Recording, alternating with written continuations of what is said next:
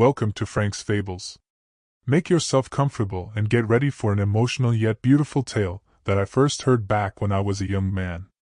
A self-made millionaire's perfect life unravels when a woman from his past arrives at his wedding, with 3 children who look just like him. As buried secrets explode, he must confront the price of ambition and the family he never knew. Before we dive into the story, make sure to like, subscribe, and let me know where you are watching from so that I can continue to read these timeless stories for you. Conrad Dunley was everything people meant when they spoke of a self-made success story. He'd been born in the humble neighborhood of Baywick, a place where most folks worked with their hands in factories and warehouses, and families often lived one paycheck away from dire straits. Growing up in that environment, Conrad learned early on that nothing came without a fight. His father, a quiet man named Stuart, clocked long hours at the local steel plant, his broad shoulders always coated with a thin film of dust by day's end. His mother, Marla, pieced together 3 part-time jobs, each demanding in its own unremarkable way, just to keep food on the table. Even as a child, Conrad felt the weight of that perpetual grind, the sense that each day brought the same exhausting cycle: work, worry, and the ever-present fear of an unexpected expense that could unravel their tenuous security. From a young age, Conrad vowed he would find a way out. He refused to let Baywick's unspoken rules of limitation dictate his fate. While other kids might have resigned themselves to repeating the lives of their parents, Conrad imagined another kind of life, a life of crisp suits, modern offices, elegant homes, and the freedom to make decisions without the crushing fear of debt. Each time he saw his father return home with dull eyes and the slump of fatigue, or noticed his mother's weary smile as she left for her 3rd shift of the day, something sharpened in him, a determination that flared up and refused to die down. If poverty was a cage, he would carve his way out by sheer force of will. School was his first battleground.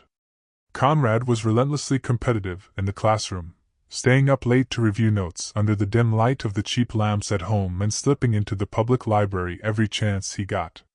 He discovered an affinity for mathematics, for the neat logic of numbers that never lied.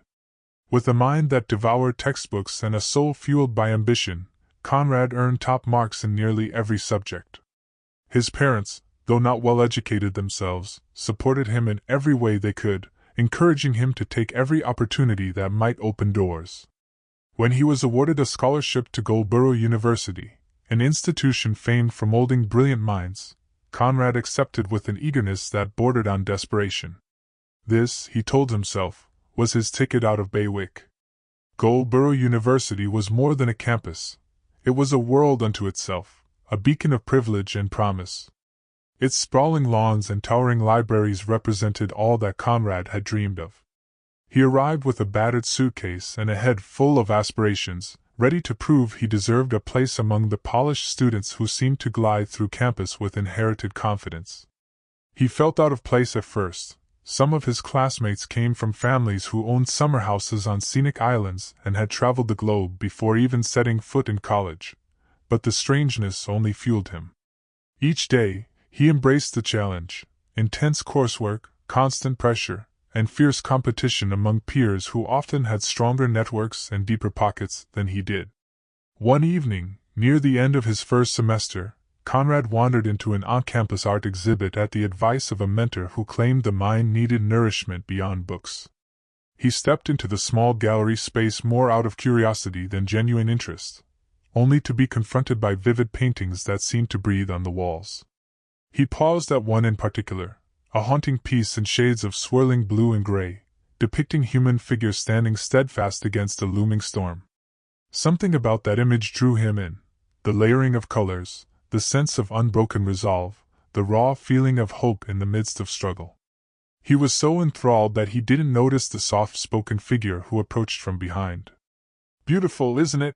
came a voice, warm but tinted with shyness. He turned to see a young woman with sable hair pulled into a loose bun.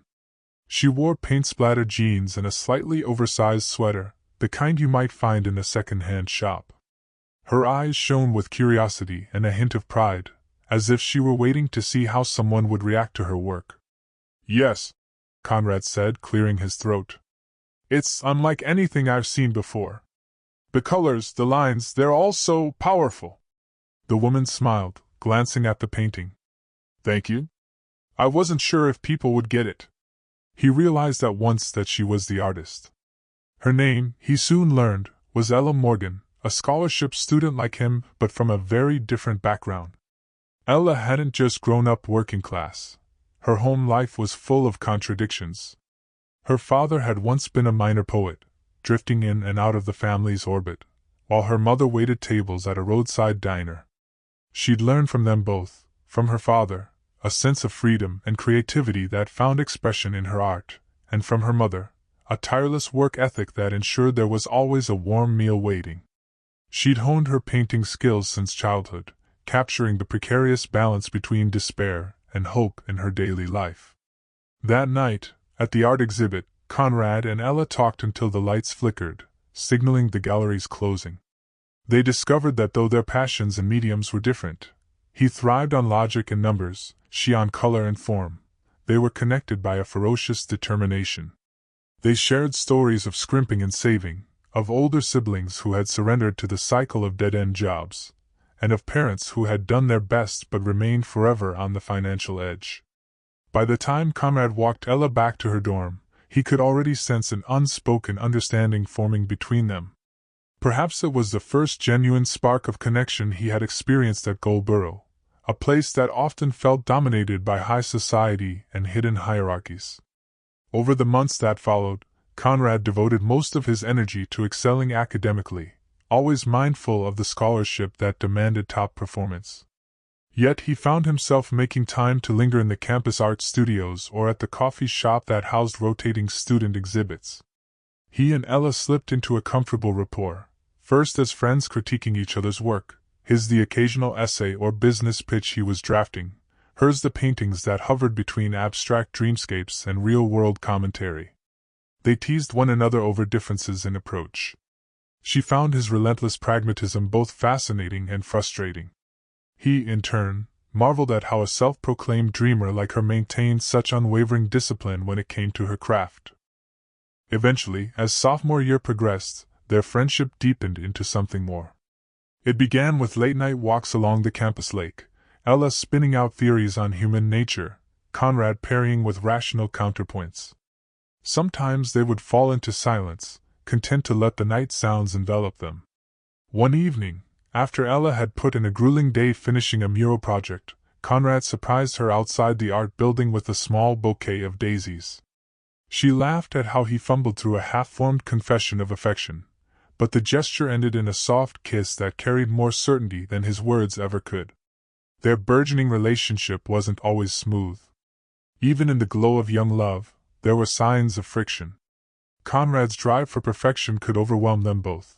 He spent hours in the library, or at workshops hosted by visiting entrepreneurs, and at times Ella felt like she was slotting herself into his overscheduled calendar. He countered that if he eased up for even a second, he might lose his scholarship. Ella understood, but she grew worried at how little space he left for ordinary joys. She kept painting, channeling her frustrations into color and shape, often producing vivid canvases that startled even her professors with their emotional intensity. Still, they found equilibrium, or at least a version of it, until senior year.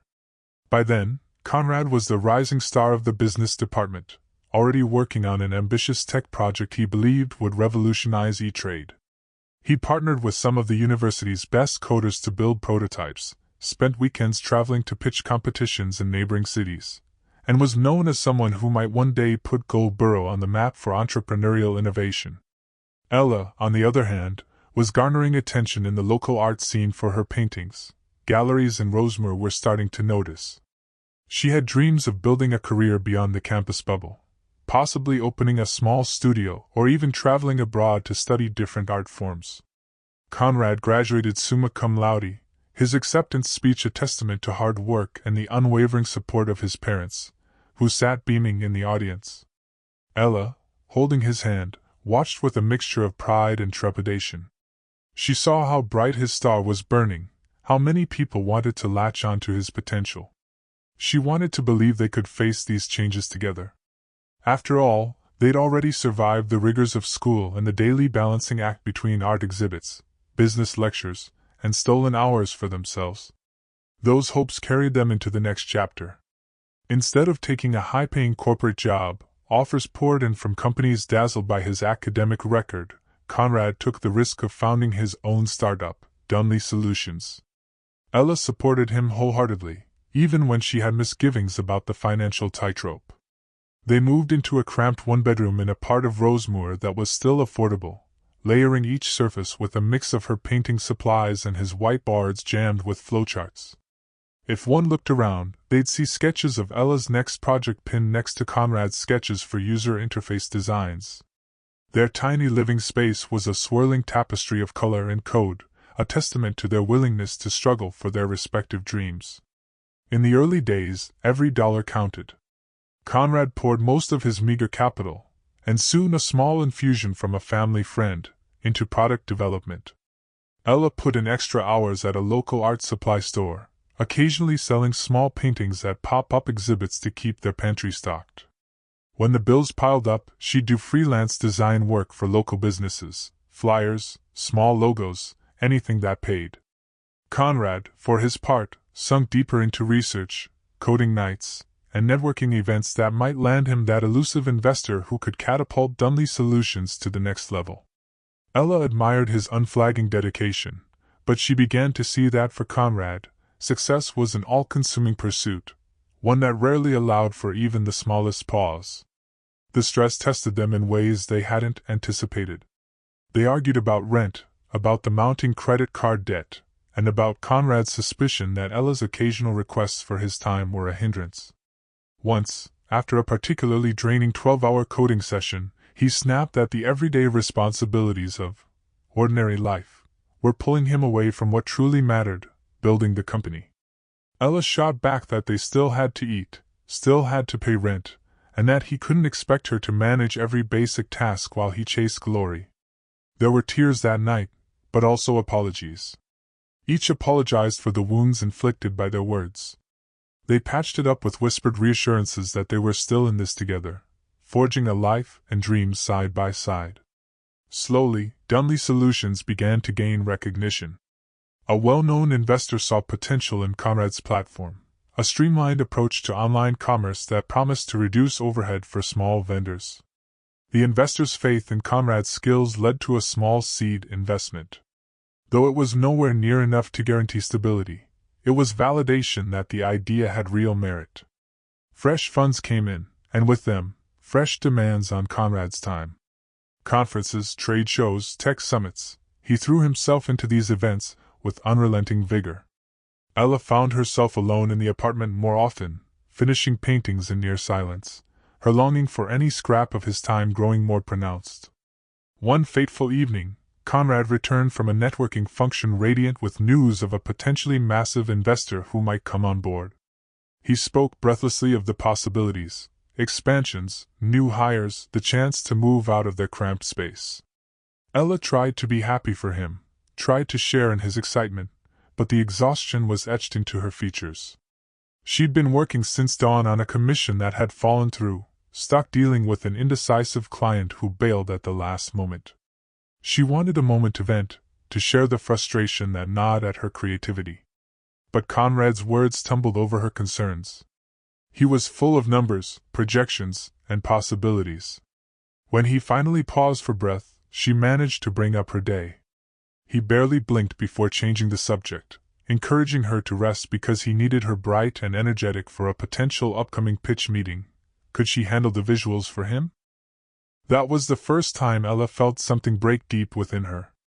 She said nothing then, but a new distance formed between them.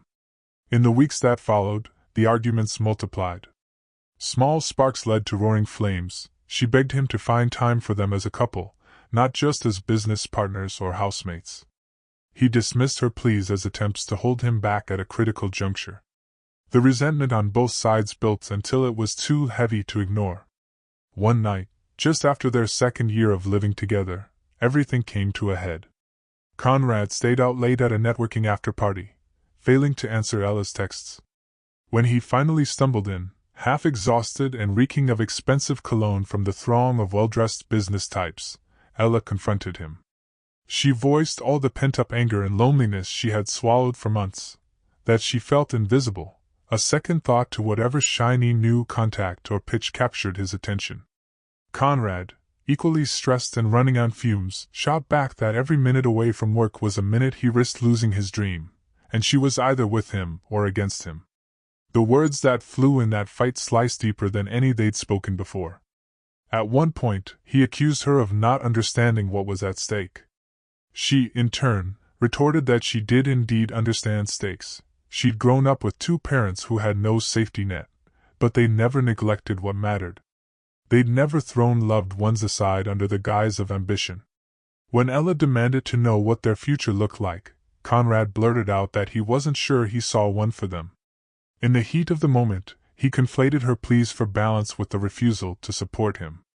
The final blow landed when he sneered that her attempts to pull him out of work were effectively sabotaging everything he had built, and that if she couldn't handle the pace, maybe she was the one who was holding him back.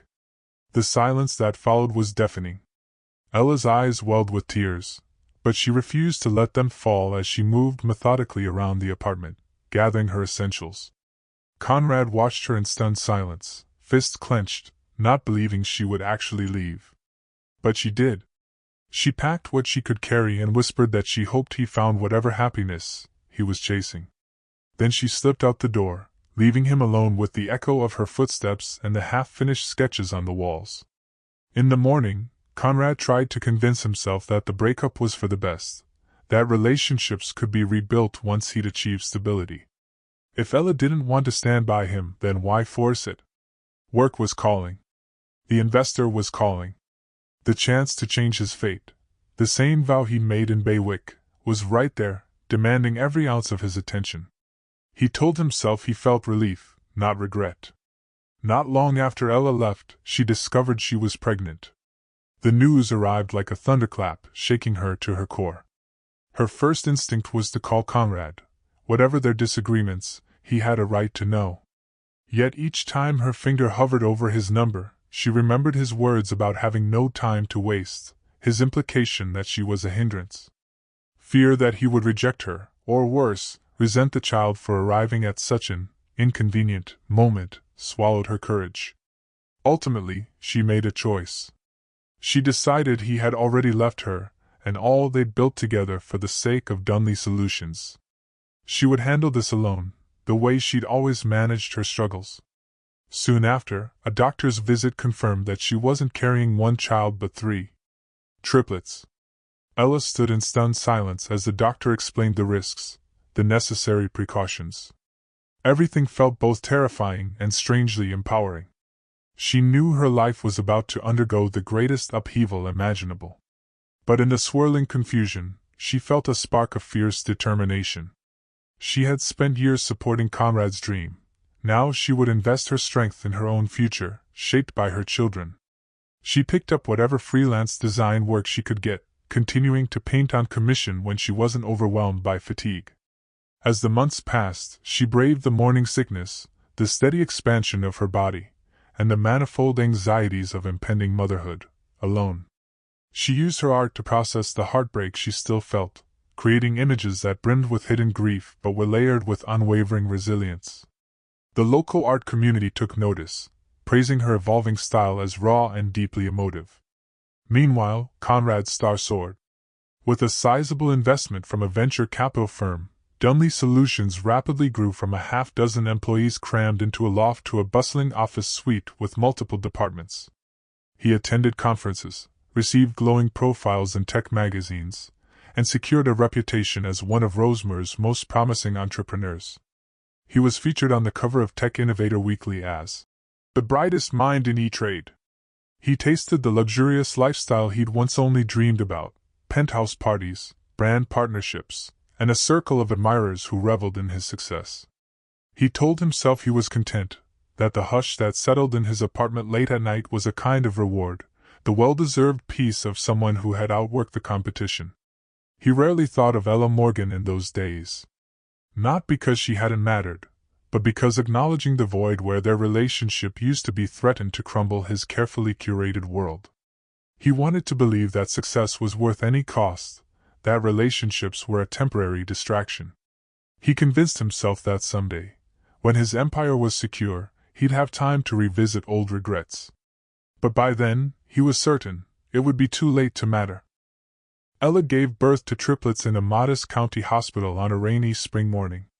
She named them Hudson, Lily, and Wren, each name signifying a small tribute to the natural elements she loved painting: water, flowers, and birds in flight. Their arrival was as chaotic as it was joyful. The expenses, the sleepless nights, the sudden weight of caring for 3 tiny humans, all of it came crashing down on her at once. Yet, in those whirlwind days and nights, she found a sense of purpose that steadied her. Even if she had to work 2 or 3 different gigs to keep a roof over their heads, she had her children's smiles.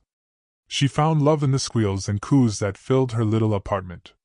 Whenever she felt the pang of loneliness or recalled her heartbreak with Conrad, she looked at the paintings she made, portraits of mothers cradling children, abstract bursts of hope on canvas, and felt her resolve harden. Those years were a test of will.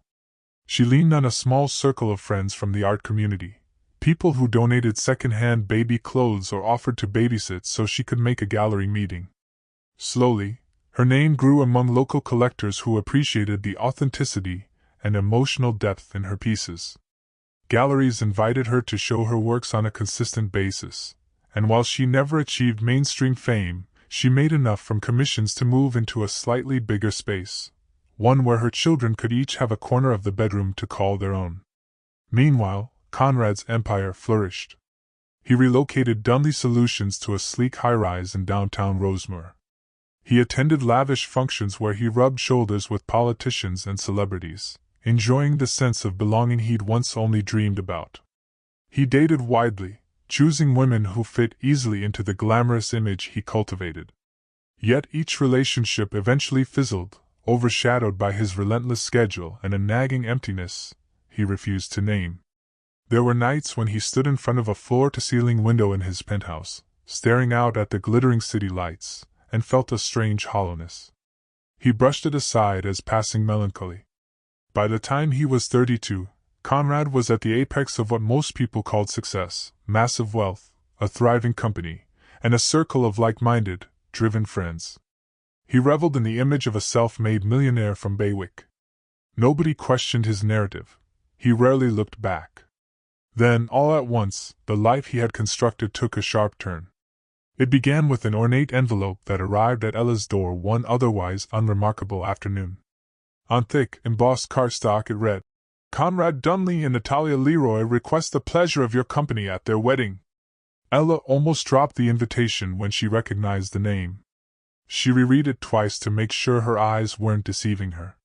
Conrad Dunley. The man she had once believed she would spend her life with. 1,000 questions raced through her mind. Why was he inviting her? Did he know about the children? Was this a misguided gesture of closure, or simply a cruel way of flaunting what he considered her failure to keep up? For days she debated whether to go. The rational part of her saw it as a trap, an invitation meant to remind her of all she supposedly lost when she walked out that apartment door. Another part of her felt a rising fury. How dare he send a wedding invite after all these years, knowing nothing of how her life had changed? Then she looked at Hudson, Lily, and Wren, now 5 years old, rambunctious, and full of endless questions about the world. They had never known their father. They were starting to ask, with childlike innocence, where he was and why he never visited. Ella had always dodged, telling them that he was away and that they had everything they needed in her love. But the invitation changed something. She realized that Conrad, whether he liked it or not, was part of their story. And her children deserved some semblance of the truth. With a steadiness she hadn't known she possessed, she decided to attend. She would bring the triplets, not to create a spectacle, but to face Conrad with the reality he'd turned his back on. If he wanted to flaunt his success in front of her, she would respond by showing him what he had truly lost. On the day of the wedding, Ella dressed carefully in a simple yet elegant gown she'd found at a vintage boutique. She styled her hair with understated grace and dressed the children in matching outfits that conveyed both polish and comfort. They were excited, giggling about the idea of a grand party, blissfully unaware of the emotional stakes. Ella coached them gently, explaining that they would be meeting someone very special from her past, a man she used to know when she was young and who might have questions for them. She avoided the word father, unsure how to handle that loaded term under the circumstances. Conrad's wedding was to be held at Tidings Estate, a sprawling property just beyond the city limits of Rosemere. Known for its manicured gardens, ornate fountains, and a banquet hall that gleamed with gilded chandeliers, it was the perfect stage for the kind of opulent event Natalia Leroy wanted. Natalia's father was a formidable real estate magnate, and her family's influence permeated high society. She and Conrad had met at a charity gala, bonding over their shared love of success and carefully managed public images. They seemed, at least on paper, the perfect couple, both driven, both admired in elite circles, both focused on expanding their spheres of power. Hours before the ceremony, Tidings Estate buzzed with activity. Florists hustled about, meticulously placing imported orchids and rare lilies. Waitstaff arranged glasses of champagne on silver trays, while a live string quartet rehearsed a classical repertoire. The days shimmered with possibility, and as guests began to arrive in luxury sedans and chauffeured cars, everything fell into place like a choreographed dance. Conrad, in a custom-fitted tuxedo, allowed himself a rare moment of reflection as he glanced at the vast acreage. He'd done it, he thought.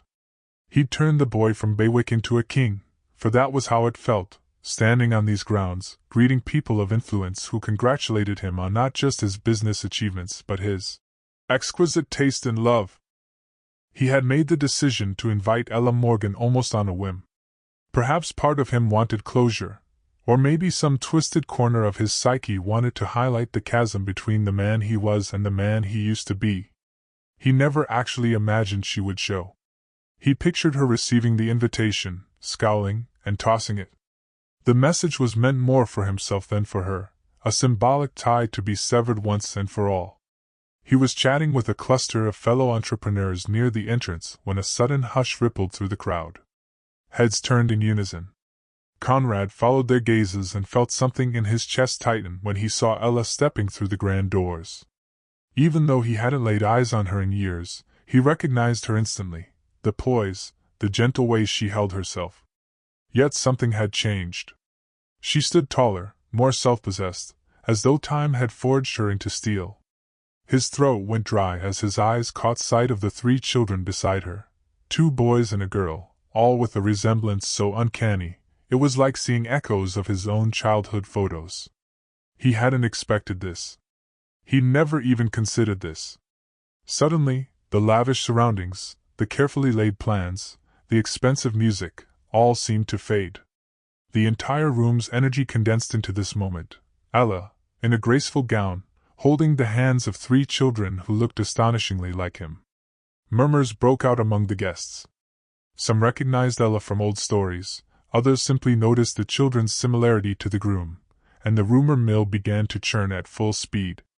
Conrad's fiancée, Natalia, who had been chatting with relatives near the archway, noticed the commotion.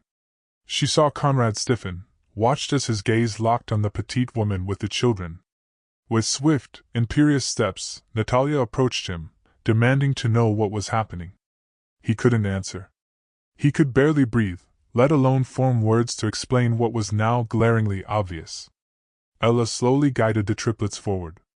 The hush was so complete that the faint rustling of her gown echoed in the hall. She wasn't here to cause a scene, she reminded herself, even though she recognized that a scene was inevitable. She was here to present the truth Conrad had unknowingly invited by sending her that embossed card.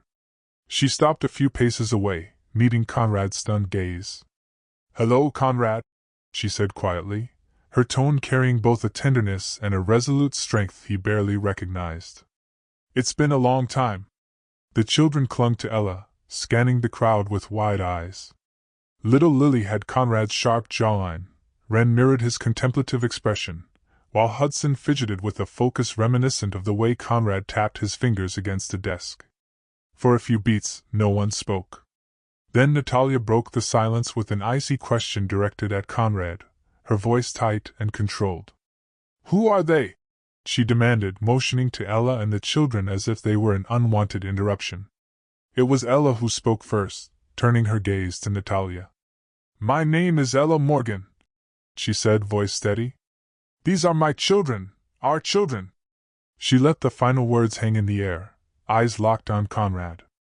A collective gasp rippled through the crowd. Journalists who had been invited to cover the prestigious nuptials whispered among themselves, phones at the ready to capture whatever scandal was unfolding. Natalia's face turned pale, her chest heaving as she whipped around to stare at Conrad. He looked like a man who had just realized the ground beneath him was giving way. There was no escaping the truth in those children's faces. Time stretched painfully. He took a step toward Ella, ignoring Natalia's sharp intake of breath. "What do you mean, our children?"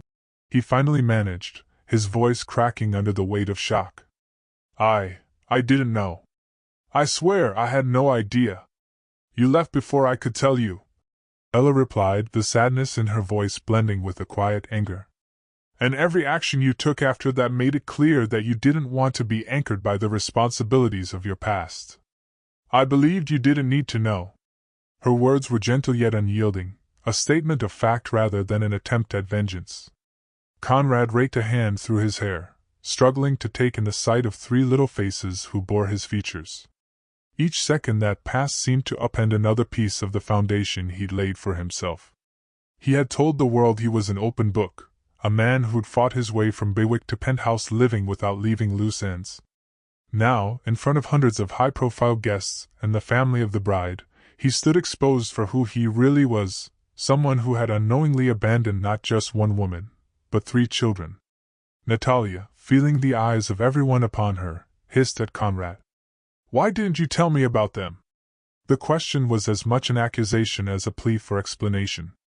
She wanted to salvage this day, her day, from becoming the biggest scandal of the season. "I didn't know," Conrad repeated, more fiercely this time, as if saying it with conviction could make everything right.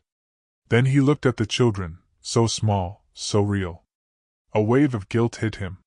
He missed their births, their first words, their first steps. He'd missed everything, all because he'd been too focused on building an empire. He felt a sick churn in his stomach as he imagined how many crucial moments had unfolded without him, moments that were gone forever. Ella sensed the children's growing discomfort. They were staring at this stranger in a tuxedo, the center of everyone's attention, who looked like a frightened version of themselves. Her heart clenched, wanting to shield them from the judgment swirling in the crowd. She knelt, gave them each a reassuring pat on the shoulder, and asked them to wait by the nearest set of chairs. They obeyed with wide-eyed curiosity, leaving her facing Conrad and Natalia, along with a silent, watchful audience. The tension in the room was so thick it felt like it could be cut with a knife.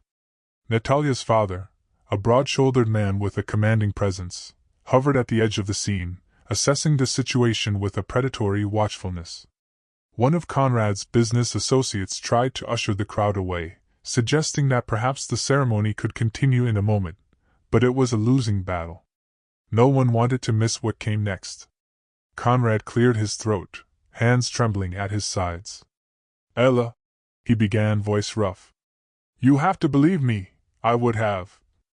I didn't want." He couldn't form a coherent sentence, and the helplessness shone in his eyes. "Why now?" he finally asked, though he wasn't sure he had the right to demand an explanation.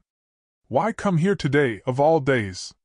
"Because you invited me," she answered calmly, meeting his gaze with unwavering clarity. "And because it's time you meet them. They deserve that much, even if everything else is broken beyond repair." Natalia let out a choked, humorless laugh that made heads turn. "So I'm supposed to stand here and watch you two reunite over children you never knew existed? This is unbelievable." Her voice crackled with anger and hurt. In her mind, she pictured the headlines that would emerge by evening. "Tech mogul's forgotten family crashes society wedding." She saw the pitying stares of her social circle, the gossip that would swirl for months, maybe years. "Please," Conrad said, turning to Natalia, desperate to salvage something. I only just found out. I had no idea. You have to understand. I have to understand nothing, she snapped, stepping back as if she couldn't bear to be near him. You lied to me, even if by omission. You pretended you were a man without baggage, a man whose past was only about triumph and struggle.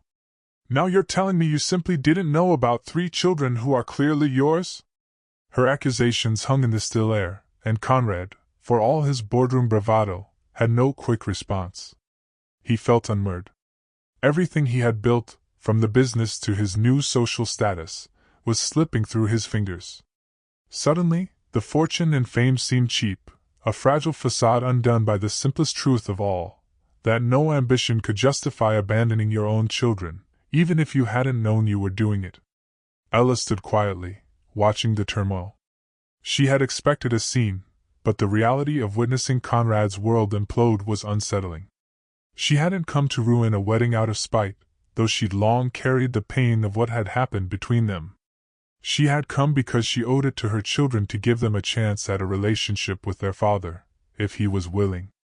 Yet looking at Natalia's pale, furious face, the gawking crowd, and Conrad's broken composure, she questioned if this was the right way.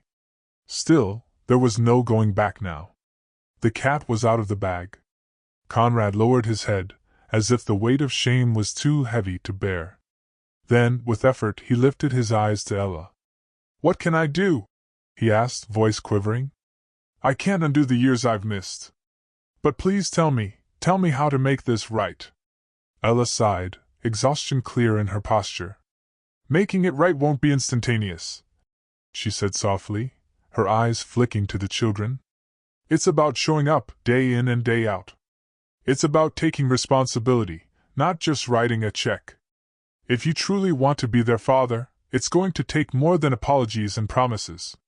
She paused, aware of the onlookers. Right now, this is not the place. Look around you. He followed her glance. The guests were either stunned, pitying, or enthralled by the unfolding drama. Flashes from camera phones caught the glimmer of tears in Natalia's eyes, the twitch of muscle in Conrad's jaw, the unwavering calm in Ella's posture. Even the best wedding planner in the world couldn't salvage this fiasco. Natalia made a strangled noise in her throat and rushed off, nearly colliding with the elegantly arranged floral centerpieces. Her father strode after her, barking orders to staff to keep the media at bay. It was, effectively, the end of the ceremony. Conrad, numb, watched the woman he was supposed to marry vanish down a corridor. He saw the fury in her father's expression, the confusion of the wedding party. Then he looked back at Ella, who carefully took the hands of her children and guided them through the parted crowd. Before exiting, she threw one final glance over her shoulder, conveying neither triumph nor resentment, only a solemn recognition that what happened next was up to him. The ornate doors closed behind her, leaving Conrad with 1,000 unspoken words lodged in his throat. The immediate fallout was brutal. Natalia left Tidings' estate in a swirl of angry tears, refusing to speak to Conrad. The carefully crafted wedding announcements turned into front-page scandal. The gossip columns had a field day. Within hours, images of Ella and the triplets dominated social media feeds, accompanied by sensational headlines about Conrad's hidden family. His board of investors demanded answers, concerned about the impact on Dunley Solutions' public image. Natalia's father threatened to withdraw investment from any future collaborations, calling Conrad a fraud. Overnight, everything Conrad had worked so hard to build trembled precariously, and he had no idea how to stop the collapse. Holed up in his penthouse, Conrad avoided calls from the press and frantically tried to reach Natalia, who refused to answer. His only anchor of clarity was the lingering memory of Ella's unwavering gaze and the curious faces of those children. They had his eyes, his hair, even his subtle mannerisms. How could he have been so blind to the possibility? Days bled into weeks. At first, he felt only shock and a surge of indignation, as if he were the victim in this story. But as the haze lifted, he discovered a deeper emotion welling up, profound guilt. He'd spent years chasing success without ever once checking back on the woman he had once loved, the woman he'd abandoned in pursuit of an empire. Whether or not he'd known about the kids at the time, he never bothered to reach out. It was time to face the consequences. He tried to call Ella.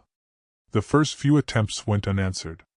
She was busy managing her own life, no doubt swirling in the aftereffects of that wedding fiasco.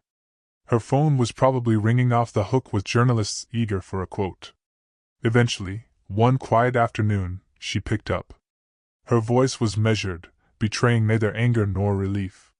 He asked to see her and the children. She hesitated, admitting she needed time to think. But after a few moments of cautious silence, she agreed. She found a coffee shop in the low-key district of Rosemoor and set a date, insisting they meet in a place that was calm and neutral. That weekend, Conrad arrived early. He fidgeted in a corner booth, the expensive cut of his suit looking oddly out of place amidst the bohemian decor, walls adorned with local art, wooden tables that bore subtle paint splatters, and the smell of coffee beans mixed with acrylic. When Ella walked in, he rose, heart pounding. The children trailed behind her, eyeing their surroundings with curiosity. Hudson recognized Conrad from the wedding, while Lily clutched Ella's arm protectively. Wren spotted a painting on the wall that resembled his mother's style, pointing at it with fascination. For a long moment, all Conrad could do was take them in. He sensed their wariness, the unspoken question in their eyes. They were young, but not too young to sense the complexity. Ella guided them to a seat and asked if they wanted hot chocolate. As they settled, Conrad found his voice. He mumbled a greeting, unsure how to address three children who were his, yet strangers. Ella filled the silence, explaining quietly to the kids that Conrad was someone important from her past, and that he wanted to get to know them.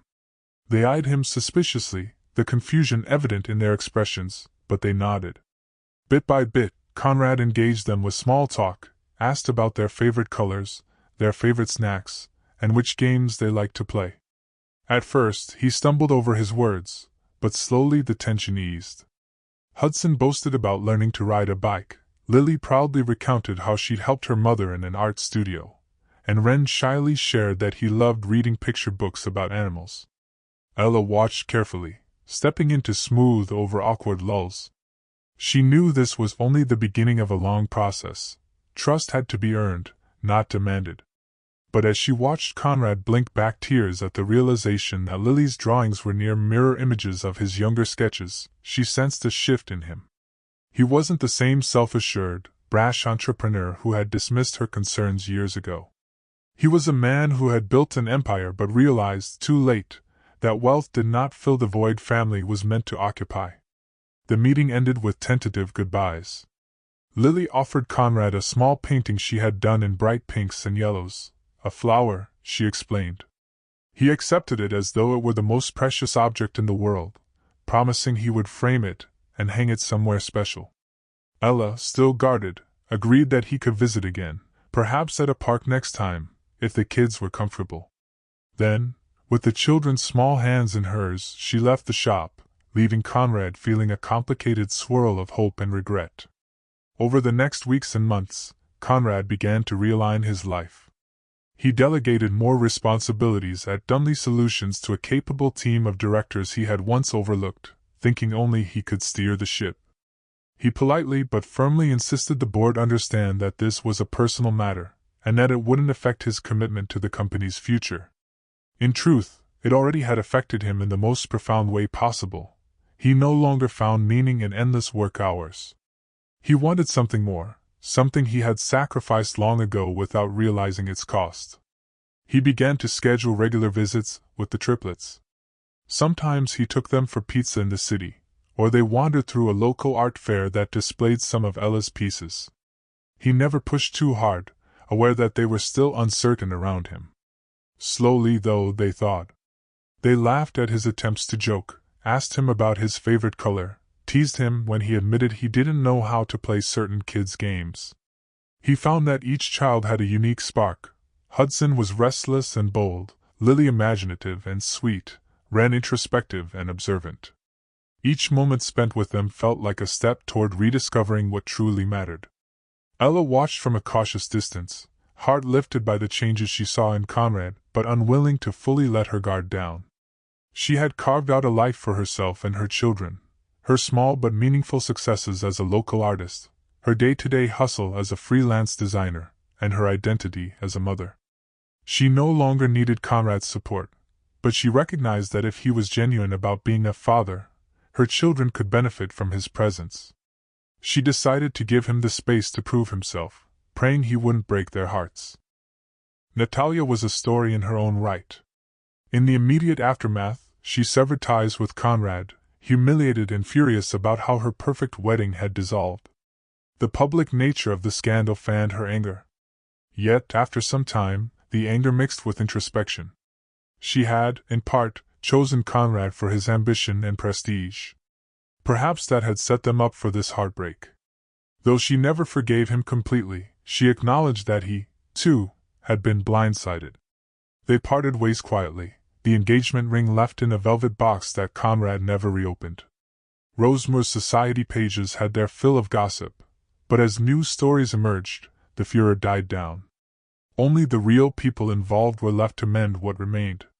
Conrad's parents, Stuart and Marla, were stunned by the revelation that they had 3 grandchildren they had never met. In a burst of excitement, Marla visited from Baywick, bearing handmade sweaters in tiny sizes she had crocheted, unaware the kids had grown well beyond infancy.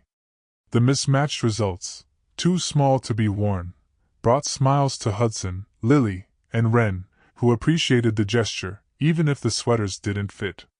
Stuart, stoic as ever, looked each child in the eyes, tears gathering at the corners of his own. He mumbled about how proud he was of Ella for raising such bright children, and admitted, with rare emotion, that he missed the chance to be part of their young lives. For a time, Conrad struggled to balance fatherhood with the demands of running a tech company. But in learning to do so, he experienced a kind of awakening. He realized that the drive that had once fueled every waking moment could be redirected. Instead of just chasing the next big investment, he found joy in small moments, helping Lily mix colors for a new painting, cheering at Hudson's first attempts at soccer, reading bedtime stories to Wren. His business associates noted the change, and some worried it meant he was losing his edge. But the company continued to thrive under his revised leadership model, one that included more delegation, empathy, and yes, even the occasional flex day so he could attend a parent-teacher conference. Ella, too, found that her paintings flourished in this new chapter. Pain gave way to cautious optimism, and the emotional range of her art expanded. She was invited to join a collective of local artists with a chance for traveling exhibits. The triplets got to see more of her world, a bright studio where canvases in various stages of completion lined the walls, a network of supportive mentors, and the exhilarating energy of artistic collaboration. There were days when life still felt like a juggling act, but at least she no longer carried the entire load alone. A year later, on a breezy autumn weekend, Conrad invited Ella and the children to a small gathering at his penthouse. It wasn't for anything formal, a simple afternoon barbecue on the rooftop terrace, with a few family members and trusted friends. For the first time, the triplets roamed a space full of modern furniture and floor-to-ceiling windows, squealing as they explored every corner. Hudson discovered a telescope pointed at the distant skyline. Lily giggled when the doorman addressed her as Miss Dunley, and Wren found a corner where he curled up with a picture book Ella had brought. Stuart and Marla, proudly wearing their Sunday best, took in the city views that dwarfed anything they'd seen back in Baywick. Amidst the hum of conversation and the smell of grilled vegetables, Conrad pulled Ella aside. He stood near the edge of the terrace, looking out over Rosemoor's glittering expanse. He spoke haltingly at first, admitting that he'd once believed achieving success meant having everything. He confessed how empty it felt now, realizing what he had traded away in those critical years. His voice shook when he told her how sorry he was for causing her so much pain, and how grateful he felt for being given a second chance to be a father to Hudson, Lily, and Wren. Ella listened quietly, her arms folded across her chest. The late afternoon sun cast a gentle light on her face. She appreciated his words but also knew that true forgiveness wasn't a single moment, it was a process. She nodded, telling him he had a long road to walk with the children, and that she was still wary of any chance he might revert to old patterns. But she also admitted she was proud of how far he had come. He smiled, a soft relief filling his eyes, and asked if they could slowly rebuild a different kind of relationship, co-parents, friends, whatever shape it needed to take so their children had a strong foundation to rely on. Ella smiled back, though there was a tinge of sadness for what might have been. She agreed that they should try, for the kids if nothing else. In that moment, with the clang of city traffic far below and the chatter of family just a few feet away, they reached a tentative understanding. As dusk settled, Lily coaxed Conrad into a quick demonstration of one of his old study routines. He sat with her at a small table, teaching her a simple math trick he'd learned during late nights in the library. Wren perched on his other side, resting his head on Conrad's arm as he listened intently. Hudson zoomed around, brandishing a plastic sword he'd found among the party favors. Ella observed from across the terrace, painting supplies tucked under one arm, a quietly content expression on her face. She never expected to find herself in this scenario, peacefully watching Conrad interact with the children who bore his features, but life had a way of weaving unexpected patterns. Looking back, one might say the wedding fiasco at Tidings Estate was the single worst day of Conrad's life, but also the turning point that forced him to confront his own blindness. Without it, he might have continued floating in a gilded bubble of ambition, ignoring the deeper yearnings for love and acceptance that had once driven him out of Baywick. Now, he understood that real success wasn't measured in stock valuations or magazine covers. It was measured in shared moments, in laughter, in the knowledge that he was needed and loved by the people he cared about most. As the party wound down, Marla beckoned the children to come give hugs, while Stuart patted Conrad on the back with a rare sign of affection. Conrad caught Ella's eye across the terrace. She was helping Lily untangle a strand of lights that had gotten caught in her hair, a smile playing on her lips. For an instant, Conrad wondered if things might have been different if he'd never left her side. But the moment passed. They were here now, forging a different narrative, one that, despite the heartbreak and chaos, offered a chance at growth, mutual respect, and a new kind of family. He had lost Natalia, lost a measure of prestige in some eyes, and lost that perfectly orchestrated image of a golden groom at a grand society wedding. Yet, paradoxically, he felt richer than he ever had. He found himself thinking about Baywick, about the worn edges of his father's lunchbox and his mother's dogged pay stubs. He remembered that hungry feeling of wanting to escape poverty at any cost. In chasing freedom, he had become a prisoner of ambition. Now, seeing his children run around the terrace, free and joyous, he realized that the real escape was in embracing life's messy, beautiful connections. In that final moment, amidst the laughter and the glow of dusk, Conrad dumbly felt something he hadn't felt in a very long time: contentment. It wasn't the sort that came from external achievements, but the quiet kind that arises when you realize you're finally home, surrounded by the pieces of your life that truly matter. That sense of belonging was worth more than any glamorous wedding, any fleeting magazine headline. And so, despite the broken paths and unimaginable twists that had led him here, Conrad found himself grateful, determined never again to let the promise of tomorrow blind him to the gift of what he already held in his hands. If you enjoyed the video, make sure to like and subscribe to the channel to never miss other heartwarming stories like this.